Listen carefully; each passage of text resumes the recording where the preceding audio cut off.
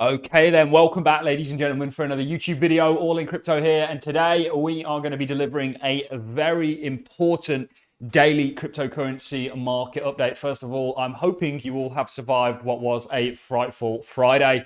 That is going to be the topic of today's video. We're going to be discussing what I think is happening, and the answer may surprise many of you. In fact, I think the answer to what plagued the cryptocurrency space yesterday actually lies elsewhere. And that's what we try and do in these daily market updates.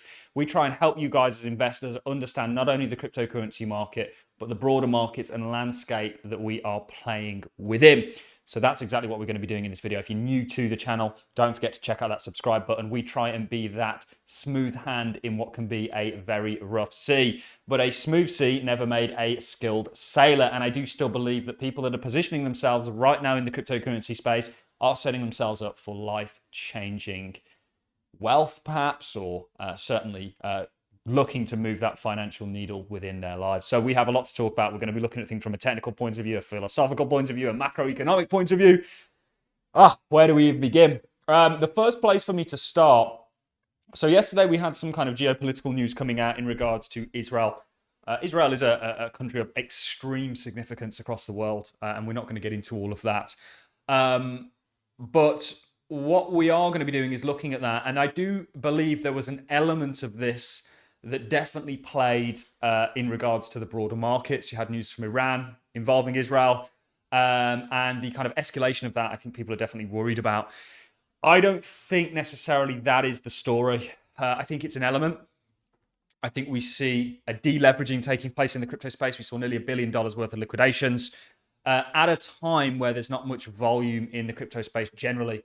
So certainly with your altcoins, you get dunk, dunk, dunk. It's like domino effect. They kind of cascade, and orders get hit, stops get hit, and it causes a cascade. And we've seen a real buyback for some altcoins, not all of them. We're going to be looking at the total two, which is still our important chart. That smaller pattern that we looked at isn't going to play out. But we still do believe the bigger pattern is in play. That's going to see this market get to $3.7 trillion in terms of the total two, everything excluding Bitcoin. We're going to talk about that. I think there's a little bit of a reining in, probably more so than anything, of the anti-fiat systems and a boosting of the fiat systems to kind of maintain the great game that they are playing on everyone with the fiat systems. And we're going to talk about that and look at a number of things. So a lot to get into. Yesterday, there was nearly $1 billion in terms of liquidations. It was actually more than this. You had short liquidations and long liquidations. Who got liquidated short yesterday? How can you be short and have got liquidated yesterday? I mean, never a dull moment in this market. However, I honestly 100% from the bottom of my heart believe that 98% of people involved in the crypto space should not be trading with any kind of leverage. And actually, it's not even something that I teach in my group. I teach how to invest in the markets, unlock the markets from a technical perspective, and make money as an investor, not a trader. Because trading in crypto, for the vast majority of people, it's not a viable option, and you'll lose your account. And there were a lot of people who actually lost their accounts yesterday, luckily me not being one of them. I'm in an interesting situation because actually yesterday's thing, okay, yeah, my portfolio dropped. We're still up from when we got in, and I know not everyone's as fortunate and has been kind of following along with the channel for as long as they have, but let's deal with what's in front of us. So we saw nearly $1 billion worth of liquidations yesterday. That has really caused a cascade in regards to the markets. And despite that, Bitcoin really doesn't look too bad at all. It's more altcoins that got hit. You know, there hasn't been it's kind of a deleveraging that's gone on. Lots of support was dropped, lots of stops slightly hit, and not quite a bid there as it occurred on Friday night. Isn't it interesting how it always occurs on Friday, you know, going into a weekend where markets are closed? This stuff always kind of happens, and there's a lot of uncertainty that comes on the back end of it. So yesterday we did have news that Israel was reportedly attacked by Iran this weekend. I have no idea, by the way, about this. And I am not a massive believer in a lot of the Western headlines, to be honest, at this point. Now, I'm not going to comment on this. I have literally no idea. I don't know what's happened. I just know that we're getting lots of headlines coming out reporting that this essentially was the case, and that this is an issue. Of course it is, right? It's always an issue, and the broader repercussions of this are even more of an issue. And this is causing uncertainty. This has caused, allegedly, the market drop. I think what more likely caused the market drop was a reining back of the anti-fiat category against the fiats, the systems, the Ponzi scheme that we've all been made to use, fiat systems. Their debt-based system is coming undone, and the anti-fiats like gold are sniffing this out. And it's very interesting to me. Let's get a gold chart up, actually. Before we dive into total 2 and everything like that, let's look at gold. It's very interesting. So gold's done exactly what we expected it to do. Remember, Bitcoin is in an uptrend. So we've got there's a lot of patterns with gold. Anybody that trades or technically looks at gold, you'll know what I'm talking about. You've got an inverse head and shoulders. We're very much marching towards that target that we laid pre-break. You got a cup and handle. There is even a bull flag S structure in here. Obviously, that wouldn't be the flag, and you can see this kind of forming along here. So there's a number of technical patterns that you've got for gold, all leading to gold going higher. I think all of these technical patterns are really showing what fundamentally is going to drive that, and that is going to be the unraveling of the fiat system. It's a snowball basically at this point, and it's got a huge mass to it. And every time it rolls, it's picking up more and more debt, which is devaluing the fiat systems themselves. It's something like gold, which is an empty fiat in that category, is doing very well. And gold alone yesterday went on a real ripper. And I personally think what they're doing is they're saying, no. They're reining that back in. And we actually didn't look at this. I did a Patreon update yesterday. Consider becoming a Patreon, ladies and gents. Okay? Try it out for a month. If you don't like it, don't do it. It really does help to be in a group of like-minded individuals that have a real macro picture, that share their thoughts, that are all working towards one goal, certainly in times like this. But back to the topic at hand. I did a Patreon update yesterday where I actually looked at this. And this is spot gold price and the 10-year real rates. And we can see this report, which we'll just bring up, which is another one. I'll just get it to load. And then we're going to look at gold and bonds. Their fiat system is a debt-based system. Every time money comes into existence, there's debt that's issued on the back end of it that backs it. That debt devalues, the system itself devalues. This is what gold's sniffing at, and this is why you've got this divergence with them, which is what this chart here is showing, and I think they're reining it back in. So another strange sign that someone knows something. Gold is up 20% over the last 5 months and has doubled the S&P 500's return. Meanwhile, bonds are down nearly 9% as interest rate cuts are priced out. Historically speaking, gold and bonds have almost always traded together. I'll explain why this is in just a second. This is the value of being a subscriber to this channel, ladies and gentlemen. There is now a 30% gap between the performance of gold and bonds on one of the 5-month divergence, largest on record. Gold is completely ignoring the fact that higher interest rates are here to stay while bonds are getting crushed. Why is there a global rush for gold when we are on track for a soft landing? So we are on track for a soft landing. We're living through it. It's no landing scenario. This is 10-year government bond yields. So if we flip this up, this is the bond chart. And you can see the correlation here between gold and bonds. And why do gold and bonds move together? Okay, well, let's talk about this. So the Fed is behind bonds. They're the buyer of bonds. They add to their balance sheet, so on and so forth. It's their system. They keep it afloat via doing this. This is the divergence that is being looked at over here, ladies and gents. Now, with them continuing to not only issue bonds, but buy them, what they're doing is they're pumping liquidity and increasing the fiat system supply overall. Gold's going to go up in that equation. So as you see the continued progression of bonds going up, bonds have been in a 40-year bull market since March 2020. And yields have been in a 40-year bear market. You can see that highlighted here. See the correlation between these. So this is bond market essentially. Gold's gone with it because it's an increase in liquidity. If we put something like M2 on here, US M2, that would bring us up with the company. And this is obviously an inverse chart. See the correlation. So as the system gets bigger and bigger, this is what happens. And why this divergence, US, did we have 10-year or 20-year on? I can't remember. Let's do the 10-year. As this divergence has arose, so the now kind of yields are going up, but obviously we want to look at bonds in regards to this divergence. It's because the same bid from the Fed is no longer present in the market. Yet the spending is continuing. So the bond market's falling. This is what I think is going to see global liquidity come back on, is the Fed is essentially going to have to step back in and support the bond market as a buyer of last resort. Otherwise, the whole system implodes. We've already seen their willingness to not allow the system to implode with SVB, and certainly in the UK with the gilts market. This is why you've got that divergence.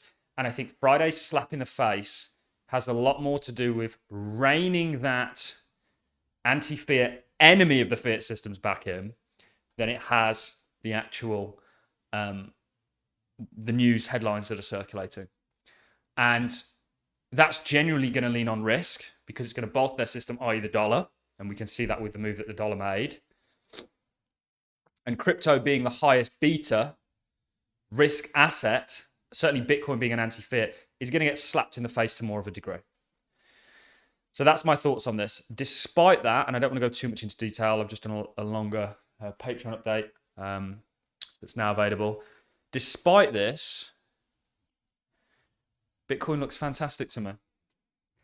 Some of my altcoins, there was one particular altcoin, HBAR, that went down 30% yesterday. No volume there at all. It's just the order books just got rinsed basically on the back end of it. But still, this is the nature of the beast that we're dealing with. This is why people should not trade leverage when it comes to crypto. Take that from somebody who is a profitable leverage crypto trader that has had to battle to get to that point. And I make probably more money off just investing than I do actually leverage trading. Certainly at this point, my account is growing and growing and growing from the leverage trading point of view. But generally, I mean, even still with this pullback, we still have altcoins 200, 300% of this year. People don't need to chase fast money because the system is designed to take money away from you. So this is Bitcoin. The really interesting chart for us is total 2. Now we were looking at a small pattern that's been totally invalidated. And remember, these just because a pattern's there doesn't mean it's going to play out. It looks like it's going to play out until it doesn't. And you can see you really spilt hard and smashed that grind line with momentum. This pattern would have taken us and broken this broader pattern. However, if you look at this broader pattern, it's still in play. We are expecting a right shoulder to form. Okay, it didn't go on our first attempt. We're still looking for this to form. We're still looking for the total market cap to get to $3.7 trillion. And if we bring all this back into what we've just spoken about, ladies and gents, with the bond market and why is this significant and why are we looking at it as a crypto channel, global liquidity cycles are going to be supported by the Fed stepping back in to support their Ponzi scheme that they're trying to rein back at the moment. I still think cuts are coming this year. I think the inflation thing is just a blip and largely well over-exaggerated. Markets are drama queens, okay? What essentially is happening is inflation, it's not at 5 or 4 or 6%. It's at 3.5. It's come down from 9. CPI is one inflationary data. The Fed's preferred inflationary metric is core PCE, which is down, set to come down. So I think it's 2.3. It was 2.8 previously. That's going to come on the back end of this month. You've also got seasonality in the markets. April, there's that saying out there, sell in May and come back at St. Leger's Day. There's an interesting side. Actually, this saying goes really way far back in regards to actually at one point the main markets were farmers markets, agriculture. And you essentially have everybody who's into farming. I've lived on farms previously or had a house that was situated near a farm. Everyone knows that there's seasonality to things in life generally. And there's a time to reap and there's a time to reward, or there's a time to plant and there's a time to reward. So there's a lot going on. But when you take a zoomed out look and look technically, we're good. This is still a bull. It's just a very volatile one. Something like Hedera, I'm going to do a longer video on this. Look at that for a candle. I mean, what do you say? It's kind of almost invalidated a little bit what we're looking at, but hasn't, given the fact that it hasn't closed. And this was literally an hourly candle, by the way. Which is the crazy thing. And that's just liquidity. And actually, if you look at it on the weekly terms, in terms of volume, bearing in mind the week closes tomorrow, that's been one of the brutalist candles, and that's the week. It's non-existence on volume. So you've just had a real deleveraging. that's likely, there's definitely an element of what's going on geopolitically, but is likely having a lot to do with the fiat systems defending themselves, and putting that pressure on gold, which is a risk category. It's bolstering the dollar, which is leaning on risk, and Bitcoin deleveraging, and altcoins really deleveraging on the back end of that. Good news is typically what happens after a deleverage is you start to rebuild. So that is really it from me, guys. I hope everybody survived their frightful Friday. This was a bit more of an in-depth update on more things happening broadly. I don't really think there's much of a reason to panic. I think it is, when you are in an altcoin that moves 30% in an hour, how is that not panicking? Or on a week, it's moved 30%. Of course, you're going to feel that. But you need to understand the nature of the beast that you're in. You need to be in it to win it. You need to be well positioned. You need to have risk management. You need to ensure that whatever happens in crypto isn't going to massively affect your life. Yes, it may move your net worth, and you need to be smart. You know, don't be a gambler. And you know, go and listen to Kenny Rogers' song on "You Gotta Know When to Hold 'Em," that sort of thing. And I think right now is you've got to know when to hold them, not fold them. I don't see any reason particularly to panic, but that's just my own opinion. And I do think this is just a deleveraging. I think that they're leaning on the anti-fiats, and that is cascading over to crypto, and it's having a volatile day as a result of it. But generally, when you look at the broader trend, going back to total 2, not my face, I think we're all good. When you look at Bitcoin, we've only looked at H-bar there, but something like this. Chainlink, still respecting, you know, it's not actually even invalidated its broader uptrend, despite the volatility. Stock market looking a little bit hot. We'll see what happens. But that's really all from me, guys. We'll report on this to more of a degree tomorrow when we know a little bit more on everything and we see where things settle. Certainly next week's going to be very interesting in regards to the market open, and certainly seeing what direction the dollar takes, what direction gold continues to take.